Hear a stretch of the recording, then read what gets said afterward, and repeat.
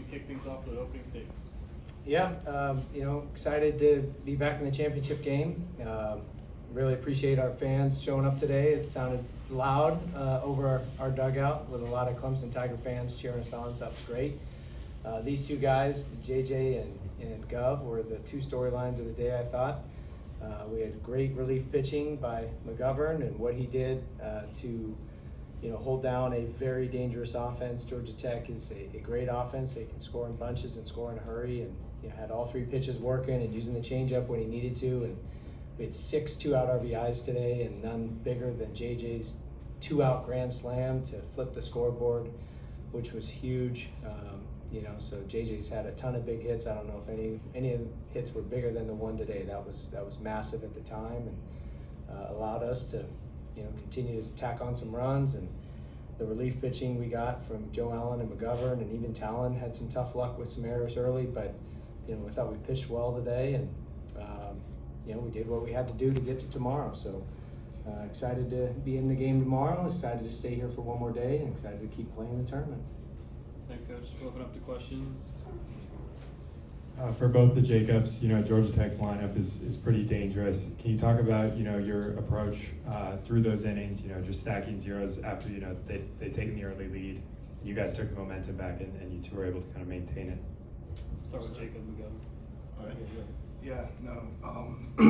For me, it's easy knowing the defense I have behind me, to make the plays. It's easy to just go out and give it my best, and I know the 8 guys behind me are gonna give it everything they have. So for me it's easy. And to just go about my business and trust that everybody else will go about theirs. It starts with scouting. The coaches, especially Belly, Elger. Just going through the scouting and stuff with him. And kind of knowing, Georgia Tech's a good offense. Almost every single guy, is almost hitting above 300. And they have a lot of threats. So a lot of that just starts with scouting and just kind of how we attack hitters.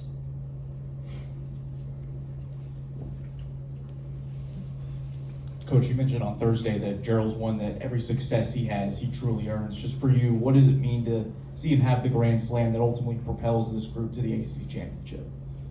Yeah, it means that, a longstanding belief that the game rewards hardworking people, and life rewards hardworking people. But like I mentioned the other night, nobody works harder than JJ, and so for him to see the game just give him these opportunities, it's no surprise that he comes through and cashes in on them, just because of the investment of time and energy and blood, sweat, and tears he's put in those deposits over the years, his whole life really. He's built for these moments, this type of environment, postseason type baseball, clutch performances. It's what he literally works for, and so to get those opportunities to be in those positions, nobody's earned it more than him. JJ, you've had a lot of clutch hits, but against Georgia Tech specifically this year, you kind of killed their pitching. Is there something that you're seeing from their pitching that's made it a little bit easier on you against them, or is it just kind of coincidental that it's against Georgia Tech when you've had some monster home runs? Honestly, it's just like I said earlier, it's just scouting.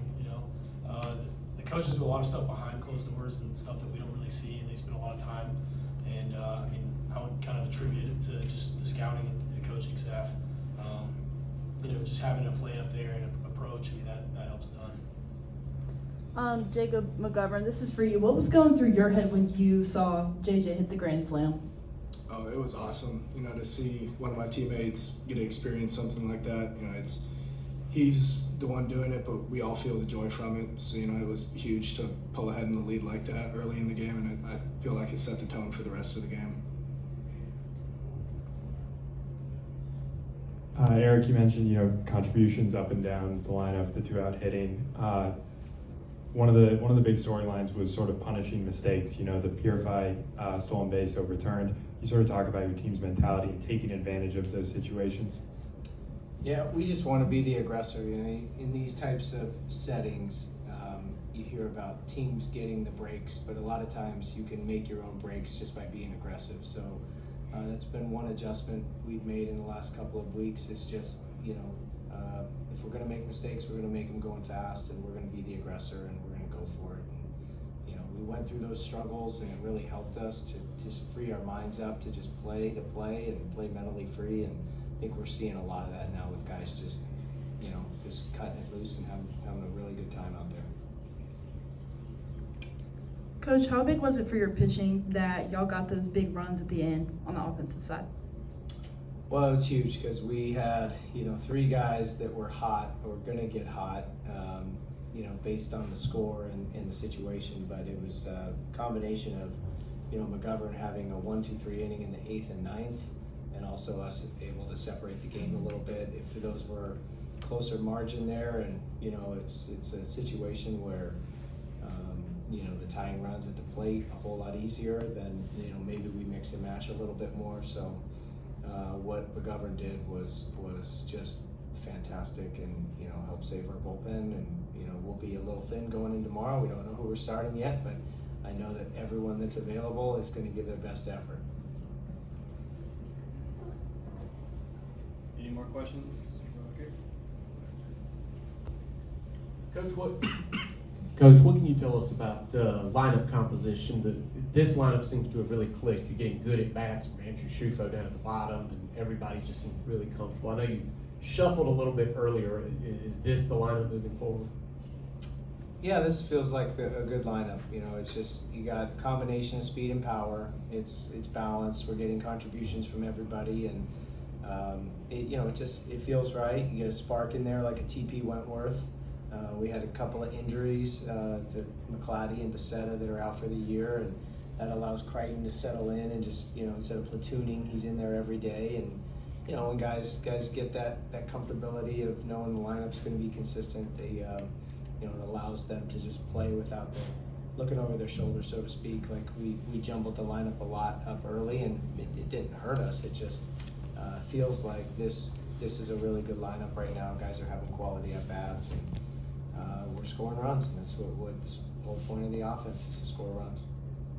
Coach, obviously you guys have known how good TP's been all year, but has this week felt like kind of a coming out party for him? He had a big defensive catch against NC State, big hit against NC State, big defensive catch today. Sorry, the other one was a throw, and then today was another big insurance hit at the end of the game.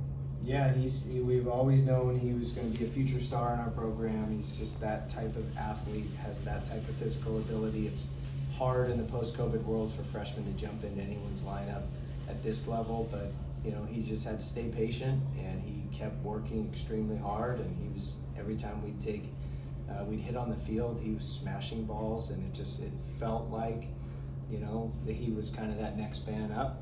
And so he got an opportunity at Pitt. He took advantage of it and hasn't looked back. Any more questions? All right, thanks guys. See you tomorrow.